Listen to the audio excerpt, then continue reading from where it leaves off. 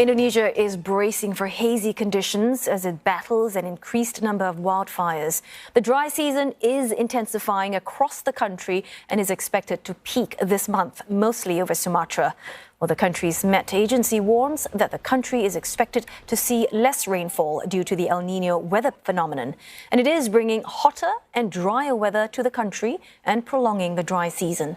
So this leads to a higher risk of wildfires. Forest fires in Indonesia have previously shrouded the Southeast Asian region in haze, and it has been a recurring problem over the past decades.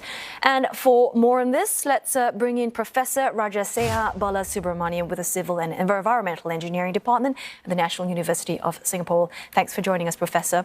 Well, Indonesia's wildfires, they are expected to peak sometime in September. Just how worried are you about the rate of spread, its unpredictability, as well as, the impact on the region?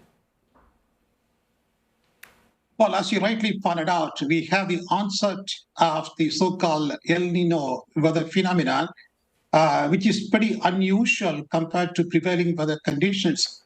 So what we know for sure is that the El Nino weather phenomenon is strongly associated with drier and hotter conditions.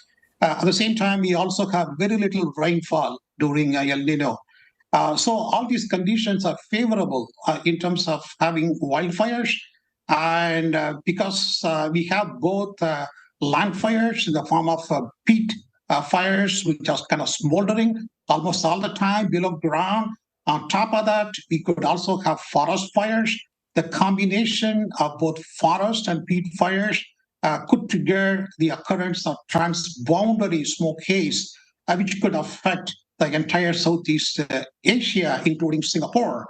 So certainly, being in Singapore, I'm really concerned about the potential occurrence of transboundary smoke haze events, and more importantly, their impacts on public health. Yeah, Professor, if you could elaborate a little bit more on that for us. How, you mentioned the forest fires and the peat fires, when it all combines together, it causes a haze. And for residents living in urban areas such as Singapore, apparently we are at an increased risk when exposed to smoke from these wildfires. Can you help us understand why? Well, what's of concern to this region is that we have a very high population density. So we have nearly 800 million people living in Southeast Asia. So we already have so many cities within which we have a lot of pollution sources, including factories, automobiles, and other sources and so on. But on top of that, when you have the transboundary smoke haze events, it could sort of exacerbate the known health-related issues, especially for people who suffer from bronchitis, asthma, and so on and so forth. So it's very important to make sure that people refrain from participating outdoor activities unless it's absolutely necessary. So in that case, what I would strongly recommend is that people should wear N95 mask, not surgical mask.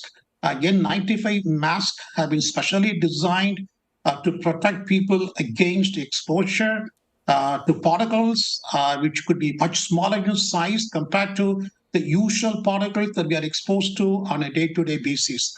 And some of these particles that come from smoke haze could be also toxic. Yeah, and you mentioned, limiting outdoor activities. I guess it's especially hard when, there are active kids around and to actually have to limit them. So, in terms of, we've talked about this over and over again about policies, whether can better policies actually fix this problem. The ASEAN environment ministers, they came together in April last year. They said they were going to share all these satellite and other information on hotspot areas. But is there a sense that, in terms of progress and cooperation, it is not advancing as expected?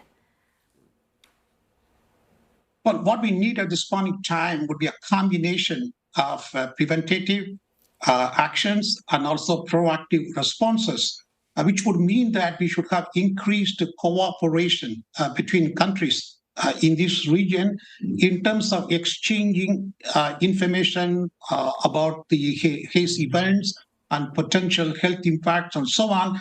So we should have increased transparency.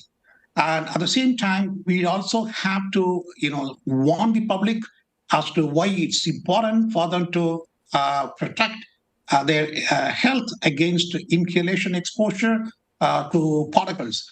But from what I have known is that the Indonesian government has already put in some preventative actions, and how effective they are, it's very hard to know. But my one observation is that they have done whatever that is possible with the kind of resources they have that they could come to. But certainly, you would anticipate more proactive measures, which would probably come in time, given the intensity of fires, the number of hotspots we have.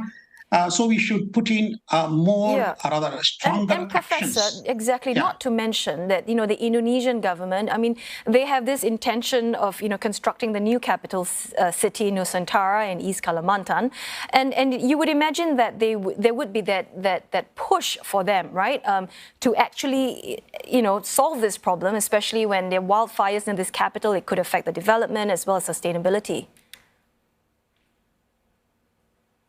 Yeah, it's a very difficult question to answer. On one hand, of course, we have to continue to contribute to activities that will result in stronger economy of nations. And infrastructure development is also important. But at the same time, we have an obligation to protect public health. So it's a judgment call. We have to reprioritize our actions. And of course, certainly protection of public health would have a stronger priority as compared to other activities under these adverse weather conditions that we have. So, Professor, you mentioned that the Indonesian government needs to prioritize. So, what then is the most persistent challenge for Indonesia, especially with its history of recurring wildfires?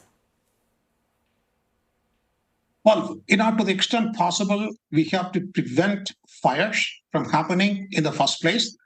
So for which, we have to really figure out what kind of remote sensing tools that we could use to figure out as to where the fires are taking place to make sure that the fires don't go, out of control.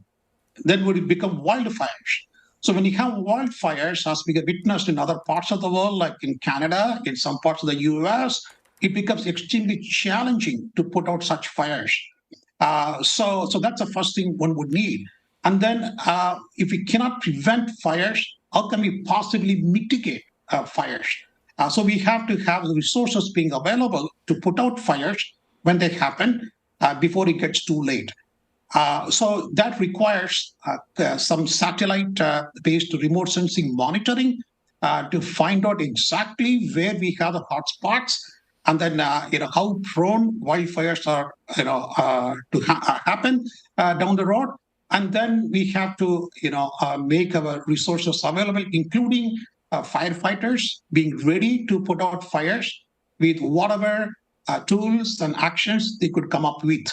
Right, and in the meantime, the rest of us in the region should be stocking up on masks. Thanks so much, Professor Rajasekhar Balasubramanian, who is an air quality expert at the National University of Singapore.